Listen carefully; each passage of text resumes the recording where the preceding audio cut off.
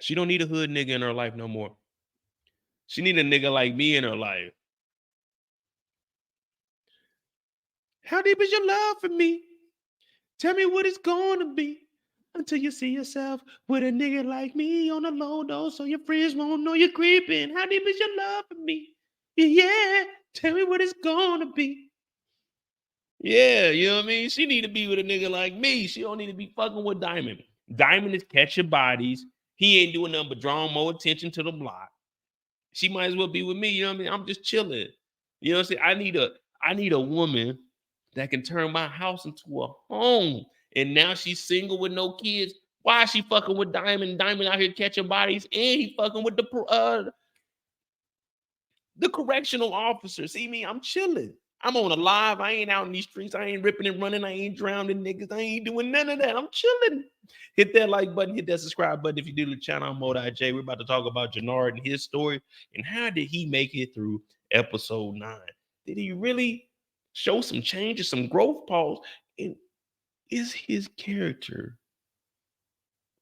about to evolve and show a more sensitive side like his brother devolved back into who he used to be? Because Janard, he ain't on that stuff no more as of right now. We still don't know for sure. We always know on my channel, once a junkie, always a junkie. But one thing is, Janard is starting to see the bigger picture. Hey man, I need my brother in my life. I need my brother in my life.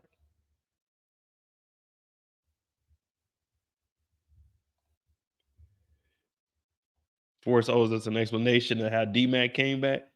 Well, they said D-Mac ran away. So Marshall probably picked him up or somebody probably picked him up, but he ran away because he assaulted a kid, didn't they? That's what they said.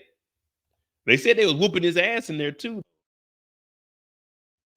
Didn't he say he had bruises on his body?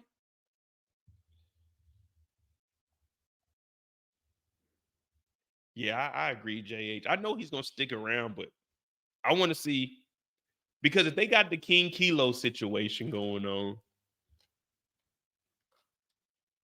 if they brought him up, we got to do something with the prisons. We still got the correction guard, the correctional officer up there. So, but if Janard goes back to jail, then he's doing life. They not letting Janard out. There's no way he can be back on the streets. Not if I'm out here watching.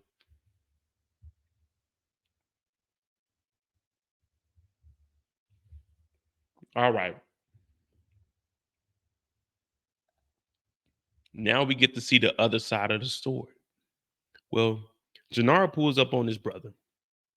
And we already know everything that just happened with Diamond. So that's why it's a good transition to talk about Janard. So we can just continue that storyline because these two, they running parallel to each other. They ain't crossing paths because Diamond didn't let Janard catch that body. They just parallel. They running like train tracks. When I move, you move. You know what I'm saying? Just like that. They didn't say when I cross over, you cross over. No, no, no. They said when I move, you move. Now, when you parallel, that means we're gonna stay the same distance, but we're gonna continue on the same path. You know what I mean? We're gonna have different views, but we're gonna be on the same path, same direction at all times. Now, Janard's pulling up, but Janard, in the back of his head, me and Shanti got to take over CBI.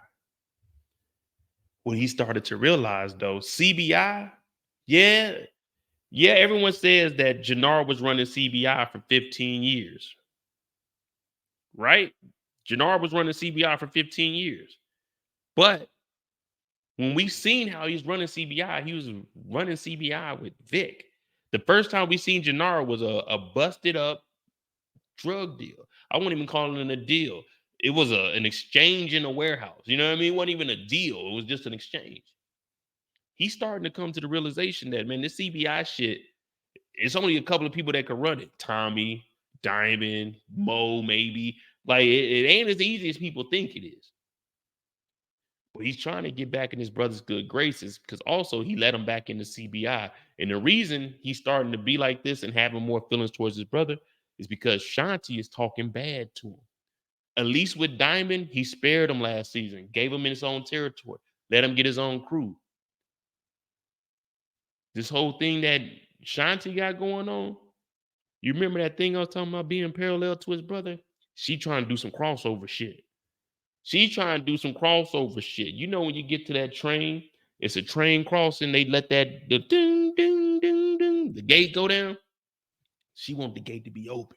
She want a nigga to run across that motherfucking train track and boom, it's over with. But that's his brother. So Janard's trying to do anything and everything he can to look out for his brother. He know his brother ain't right. He know his brother he's emotional right now. Leon is pop, gunned up and clapped quick. Threw one punch, got shot down, ain't heard from him since. So when he comes over here and he's trying to ask his brother, hey man, what you need? What you need? And Diamond is kind of pushing him away. He's persistent because, hey man, you my brother, bro. And I know you're going through some stuff right now, but also, man, it's still CBI business. See what I'm saying? It's still CBI business at the end of the day. Still CBI business at the end of the day. And y'all know I'm big CBI, man. Big Smurf swore me in the other day. You know what I mean? So I've been in this game since 96. And when's the next time we see Janard? Serves. Oh, okay. We see him in the gym. Now, he putting in that work, but he out here in socks. And we already know that Shanti, Golden Glove, she do that thing, you know what I mean? She ain't been giving Janard none. When we initially seen her, boy, she was keeping Janard, woo, she was keeping him on E, if you know what I mean. But now, Shanti's in business mode. You know what I mean? Business mode. You working long hours. You ain't got enough time to be doing no driving or no riding. Pause in her, you know what I'm saying? In her situation, she ain't got no time to be doing no riding.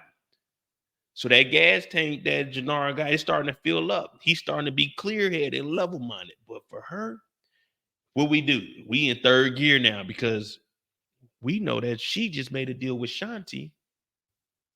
Well, Shanti just made a deal with Claudia with the Serbs. They got to fund all the money to get all the money from the girlfriend to make this thing happen. So Shanti is telling Janard, hey, we made a deal with the Serbs now. And Janard's like, hey, yo, what are you doing? We didn't already talked about this. We didn't already discuss that we don't need to be doing this shit. But you remember what I told you earlier about that parallel and her taking you to the train crossing and not letting the gate go down so you don't know to stop? And she telling you, yeah, go ahead, go across the train track. You all right? She trying to make my boy crash out. But Janard's thinking like, no. He's like, man, let's go ahead and get Tommy. But I was also talking about white only pie and nigga pie. Remember, this white only pie, there's two people eating this white only pie, and she the third person trying to get in on it. But she ain't got the muscle, she ain't got the money. So what part of the pie are you getting? Because the Serbs are protecting Claudia. Claudia's getting the money. What are you doing? So now she's telling Janard, not only are we going to take out Tommy, we're going to take out your brother. But we've already seen the shift in Janard's character. Janard's looking at like, oh, whoa, wait. I was thinking we bring my brother in, and us three, we run the organization instead of having white only pie with one slice of nigga pie. We trying to have a nigga pie. You know what I mean? We trying to eat together. But Shanti don't want this because Shanti's getting a big head. Because in Shanti's mind, she believes that Claudia is weak and she could maneuver her way to take over all of that on top of taking over Tommy. See, the issue is Janard knows what Tommy and them are capable of. He also knows what the Serbs are capable of. Shanti, for some reason, doesn't know that both sides, including the cartel, these motherfuckers ain't nothing to mess with.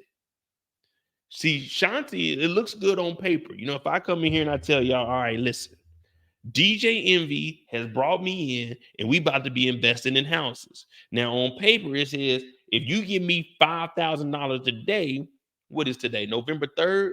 By January 1st, I'll bring you $50,000. Now, that looks good on paper. But see, When you don't go out there and actually look at this investment, you don't know what the fuck is going on. See, Claudia is putting them in all kinds of deals, but Claudia ain't showing Shanti nothing. She told Shanti, I'll get the money. So Janard knows that all of these plays that she's doing, it sounds good and it looks good on paper. But unless you actually go out there and verify that shit, it ain't gonna happen. And now she's talking about Xing out his brother when he just went to the barbershop and told his brother, anything you need, I got you. Janard starting to second guess Shanti. Now, this is Bay. This is Bay, you know what I'm saying? Sometimes you know what I'm saying. You know what I'm saying. You know what I'm saying. He's looking at it like, nah, this don't sound right. This don't sound right. 5,000 a day for 50 in January. Now, me, I might take that deal. I ain't gonna lie to you. 5,000 a day, I make 50, what, roughly 30, 60 days.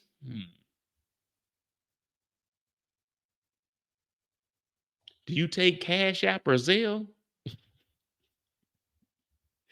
Do you take Cash App or Zelle? If I can give you 5,000 a day, you say you're gonna give me 50 in January?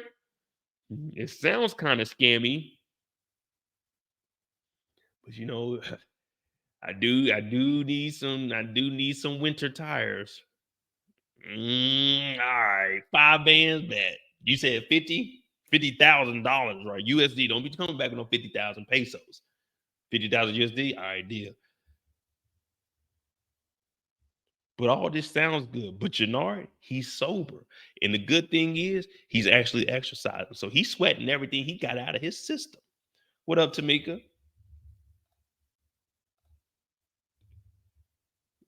What deal was that? Boom, boom, boom, boom. Yeah, see, Janard's story is real short. But right now, it's in his mind. Man, Shanti's on some bullshit. Shanti is on some bullshit.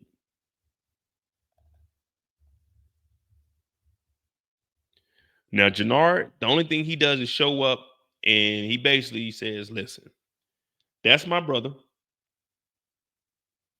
And I got to respect him for that. I got to respect him for that, man. That's my brother. I'm his alibi. You got to do that, man. You got to hold it down for the bro hand. Now, one day I was picking up, I had dropped off my 87 Cutlass, dropped it off at Firestone. Later on that day, we went to pick it up. My brother was driving it. Now, this is the state of Missouri. You got to have license plates on the front and the back of the vehicle. So I'm in my Acura, drop my brother off. He take the car. He driving behind me. So instead of turning right on our block, because he's going into the other parking lot, I turn right so I can park into the spot. And he goes down to the next block and turns right. The cops turn around. They come at him. Whoop, whoop. Pull my brother over. Now, he in my whip. And this is my good 87 Colors. This ain't the other one, like the parts one. So they pull them over. They talking about they smell weed.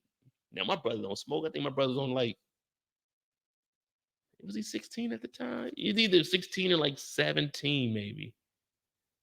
No, yeah, he's probably like that age, but they pulled him over. So I had to go over there. Like I parked and I seen it. I seen the cop because they drove past me. They turned around, got my brother.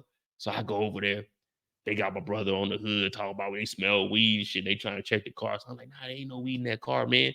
That's my good car. That's my show car, man. I keep that motherfucker in storage. Now, if they would have checked the act right, you know what I'm saying? That would have been a whole nother story. That would have been a whole nother story. Maybe, maybe not. I can't confirm or deny. But there wasn't nothing in that car. So I'm over there like, nah. You're a good student shit. So they're like, hey, stand back, man. I'm like, damn, nigga.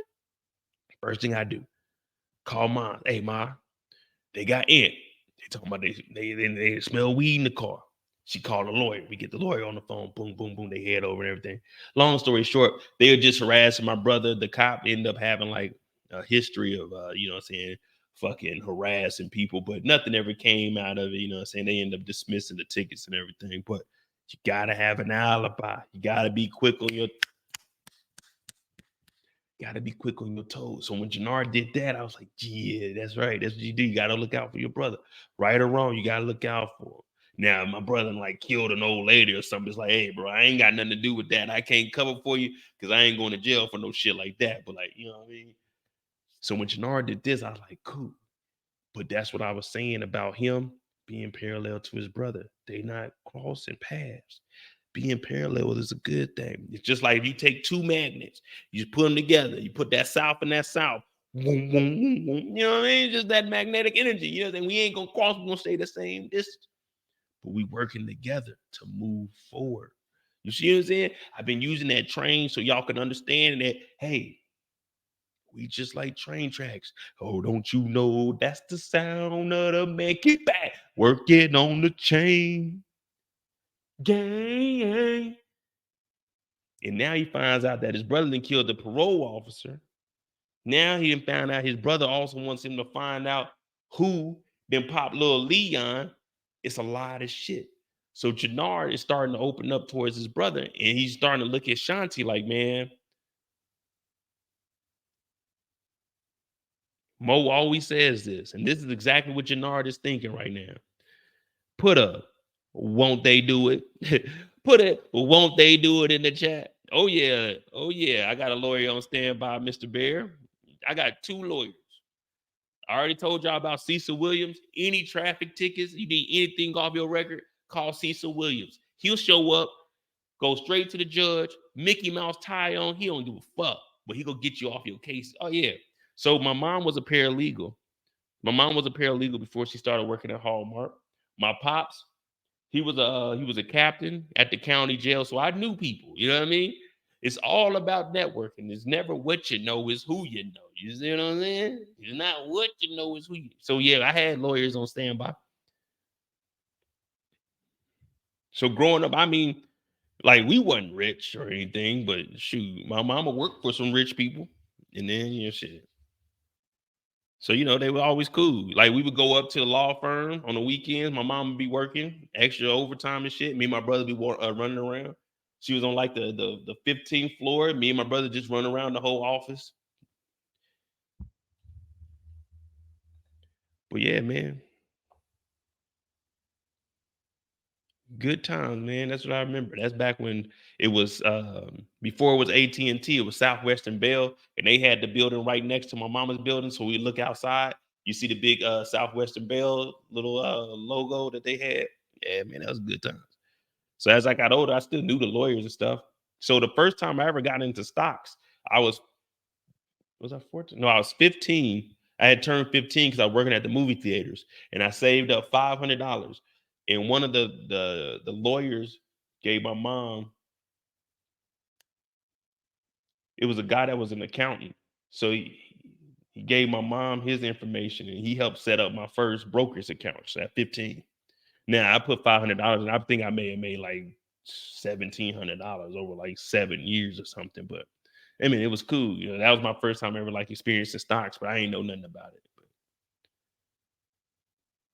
But yeah, you got to have a lawyer on standby.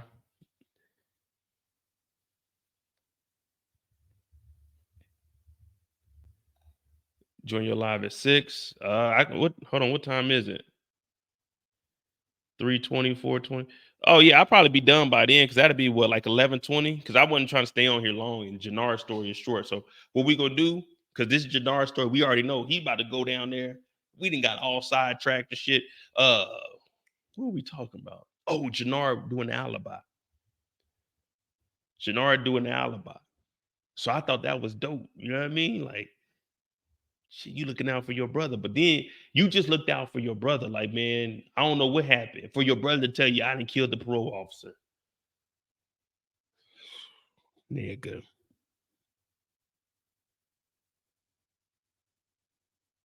I just gave her, my name is Janard Sampson. I just gave her my full government, man. You telling me to kill this nigga Diamond? I'd have hit you in your boy.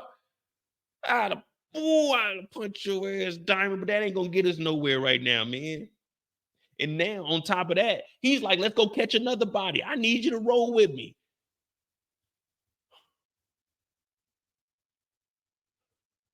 I just came over here to move work, bro. I just can't. You didn't make me an accessory to a murder. Now you want me to go get in on another murder? This nigga Diamond. You know that's what Janard was thinking. Uh-oh. We got us a new member. Okay. Tonette Grayson. Okay. Hey, welcome. Welcome. Once I get situated, we will be having members only videos. You know what I'm saying? We'll be dropping those early so y'all can watch them throughout the week. You know what I mean? We're gonna have a lot of stuff in the works. I'm just trying to get situated. Right now, I'm furnishing the interior, and then we're gonna go over there, and then we're gonna work over there, and we're gonna make it happen. You know what I'm saying? I'm trying to make this a great experience for you all. You know what I mean? Suspect board is on the way, December 1st. If y'all see anybody else doing it, y'all know where they got it from. They can't just say, well, I thought about it now and you didn't, because we didn't did it for 2 different shows. But we don't care. Just go over there and say, hey, man, that's dope. You know what I'm saying? Don't hate on them. Just say that's dope. So after this, they go catch a body. We get out of here from the feds raiding. Then we go catch a body. Now, Janard wanted to do some shooting, some rootin' tootin' shooting. Pop, pop, pop. But he wasn't allowed to. And Diamond went on about his business. And that was the end of Jamal. Like, was it really necessary for Janard to be here? No. But I guess Diamond's saying, if we're going to be brothers, then we're going to do everything. Am I my brother's keeper? Am I my brother's keeper? Well, we know how that ended. You know what I mean? We know how that ended.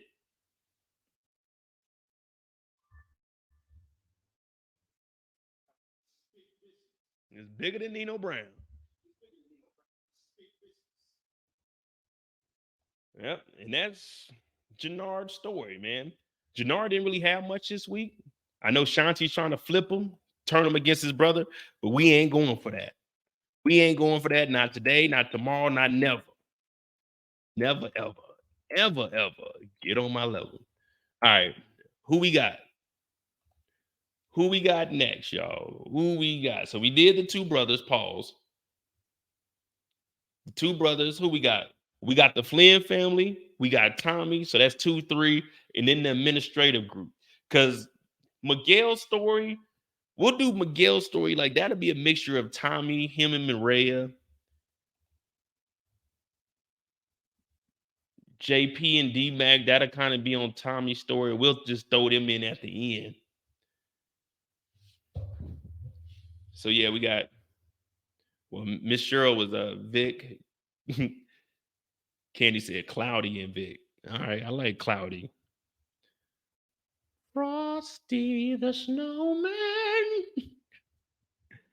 Kate's gonna be with JP, man. Kate, see, like Kate's story and JP's story, that's probably I can stretch that pause into like 10, 15 minutes, but they ain't really do shit, man. Kate been on that same funky ass couch for the last 3 episodes. Kate done drank 3 bottles. Like, Kate is devouring bottles. She take a little bit of that. Kate get on that drink. It's nonstop, dog. She had a liter of Jameson. She had the half a liter. She had what she had. Then she had some vodka. We don't even know what that was. Man, Kate on that motherfucking couch stanking. Ain't took no shower. They showed her washing her hair. You know it smelled like a wet dog in there. I'm like, oh, Kate, come on. Not Kate. We'll get the cake. We'll get the cake. We already, man. Kate's story is, man. I told y'all everything that Kate does, it always leads back to that motherfucking bag of that little white stuff.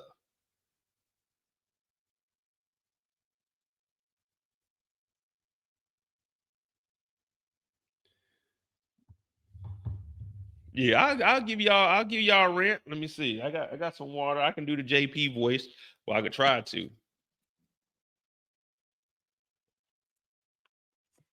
But yeah, we'll do because I wanna try to knock out the bigger stories because I could just throw him in. Those are just easy ones. So we'll do Vic, Claudia, and then Tommy. Because Tommy's story has the whole Garcia family in it. And then we'll do the JP and Kate along with the Tommy story. That'll work like that.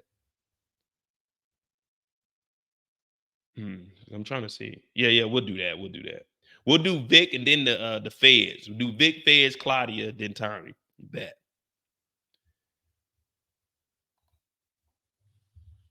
All right. So Vic Damone Jr. When's the first time we see Vic Damone? New Deal, Task Force. See, I'm gonna go ahead and do the administrative group because Vic's story doesn't start till like halfway in the episode, but it's all tied into what the police were talking about.